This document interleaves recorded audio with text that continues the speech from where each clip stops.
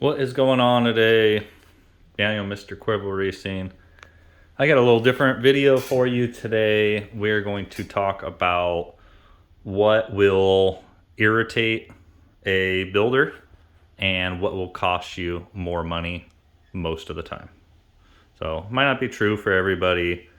Some people are more used to this than anything else, but I'm going to go over what is kind of pet peeves that will not put you in the greatest graces with a builder or shop owner or tech, or maybe cost you more money. So the main thing that is the most irritating for most shop owners is dead batteries.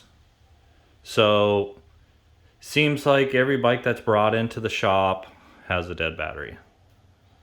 And out of fuel kind of goes into this as well. We'll talk about that for a second, but simple thing, charge your battery before you bring it to the shop. Simple as that. Make sure the bike starts and runs. Put it on a battery before you bring it in. Make sure your key's turned off and fresh battery. So next thing is dirty bikes. If you're out in the sand, dirt, mud, like wash that bike before it comes in. Shop owners, we don't want to charge you to wash a bike. We don't want to wash a bike. Takes a lot of time to deal with, and it's just a nuisance. So you see this bike here. This bike is a few years old, but owner keeps it very, very clean. So as it came in, it's really nice to work on. Obviously older bikes are going to be dirty, but we don't want a bunch of mud, a bunch of sand falling off of them. Like actually go in and wash a bike before it comes in for service. So fuel and air filters. If you're bringing a bike in to get dyno tuned or work on any motor stuff, make sure it has fresh fuel that is full of fuel, and that the air filter is clean. Once again, we don't want to charge you to clean your air filter. It's not cost effective. So most of the time with us here in the shop, if a battery is dead, we're going to bill you for a battery. We're going to put a new battery in it. Not going to deal with a dead battery, an old battery, piece of crap battery, trying to deal with that. It's going to get a new battery. If it sits here for a while and we're working on it and the battery drains down, then yeah, we're going to charge it. Same thing with air filters. We're not going to waste our time cleaning the air filter. Is for the customer to service, so we will put a new air filter on it. Obviously charge for it. So the next thing that will irritate a builder is too many accessories that have been wired in poorly. One of the main things that I personally don't like is lights. So this bike has one of those things. It has a bunch of extra wires wired in underglow lights. Most of that stuff, when it comes in, I cut it off because it's either not working or in the way or wired away where I cannot remove the panels or work on the bike properly without damaging and getting rid of that stuff. So all taped into the frame underneath there. Like, it's very irritating to work around that stuff. Most of the time it gets cut off. Lighting and additional wiring that's packed in, say lighting for whips and extra lights, like the majority of the time it's similar to this, where we have like 5 piggyback things off a positive terminal. You end up running into issues with the bike having proper voltage to the stuff that is important, like making the bike run. So a lot of loose connections and issues because of that, just wired all over the place. These bikes don't have a lot of power off the stator to handle accessories. I know a lot of the stuff is LED now, and that does help, but it creates a lot of problems. Guys tapping into, say, cutting into the key switch or on-off switch or stuff like that. So we talked about fuel. We talked about batteries, talked about air filters, talked about cleanliness.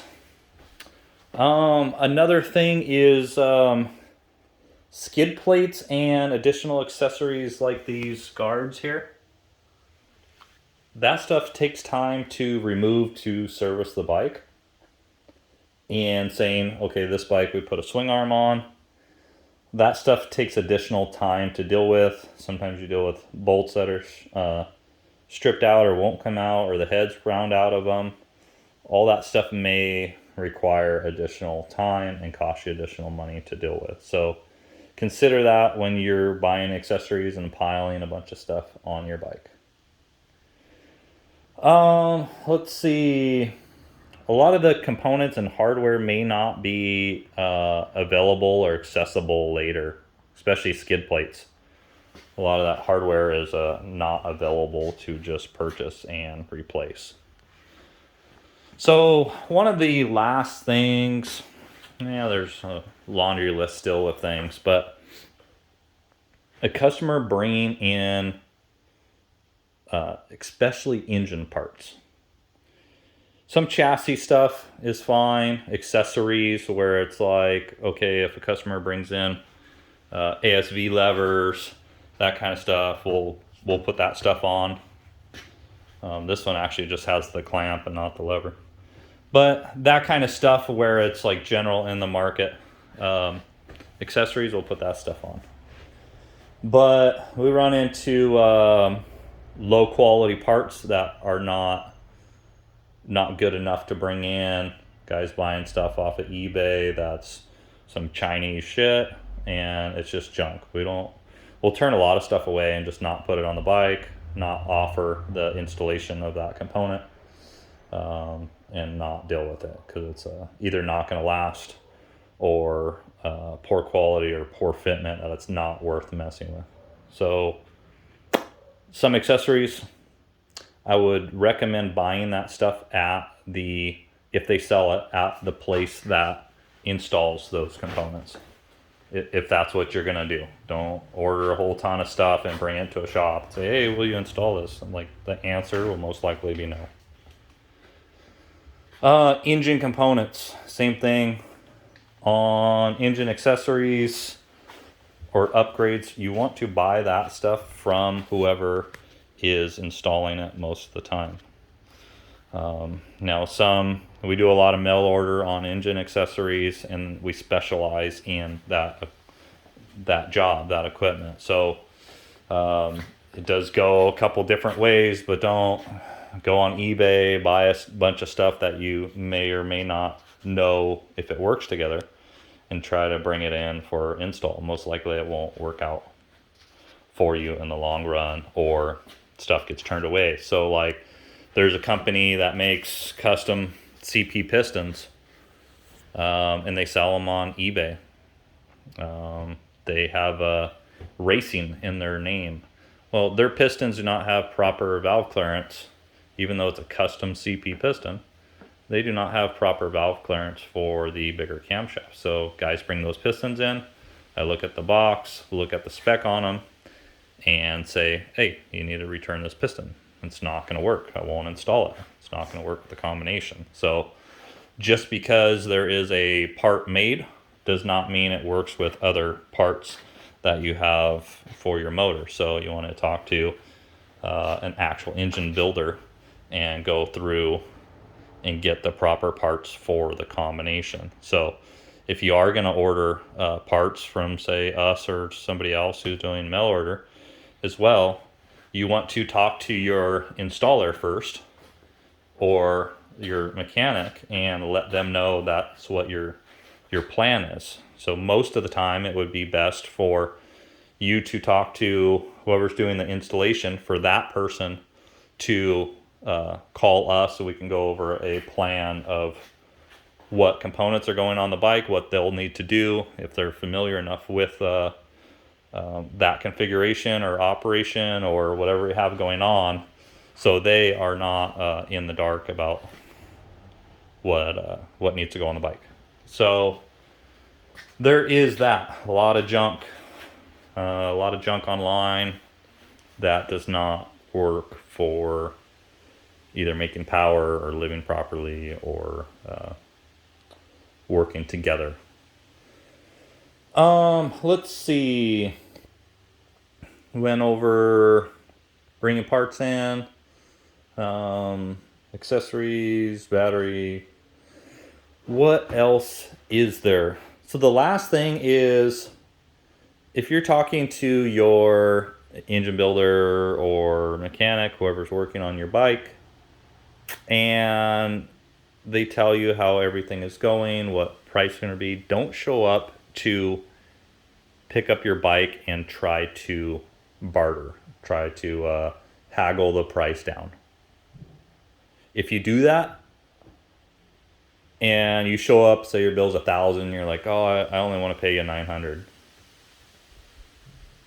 Well, you leave the engine builder or mechanic in a spot where they're both irritated, mad, a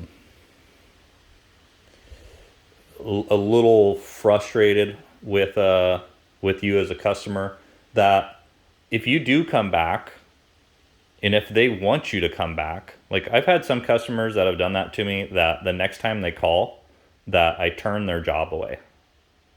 Or I'll tell them that my time frame is too far out, or their next job gets quoted extremely high, because I don't want to deal with that customer again. They were not good to work with and tried to haggle me down and not pay their fair bill. Now, we don't charge extremely high prices. We're very competitive and fair for the quality of work we do. So we expect the customer to follow through on their end and pay their bill accordingly. So if you do that and you want to save the money, just realize that it's going to cost you more next time, or you're going to lose the ability to work with whoever that person was. They may not want you to come back, and they have the right and ability to do so. So that kind of tops that off. That's the list of stuff that is irritating and a headache to deal with working on bikes. What should be simple, enjoyable for everybody. You got to do your part as a customer as well, and make sure that that you take care of stuff so the tech or shop owner or mechanic can take care of your bike properly. And if they're in a good mood and happy to work on your bike, then stuff's going to turn out better, nicer, make more power, all in the long run. If you bring your bike in with a dead battery and full of dirt and a bunch of accessories that are irritating, that tech that's working on your bike is going to be irritated from the get-go. And normally, or most likely, your job will not turn out either right or in time, or as good as it should be. If they don't want to look at your bike because it's full of mud or too much crap on it, then it will take longer for that tech to want to finish your job. So I hope this helps some guys. I hope you kind of realize what we deal with on our side. Working on these bikes, quads. I know you guys get mad about bikes. Me saying bikes, but that's what I call them. Make sure to do these things, make everybody happy, have good results in the end, and we can all go on and ride the next day. So that is it for today. We will talk to you soon on what are we doing next? I don't quite know yet. We'll get there, but we'll have something pretty soon for you. Thanks for watching, and we'll talk to you soon.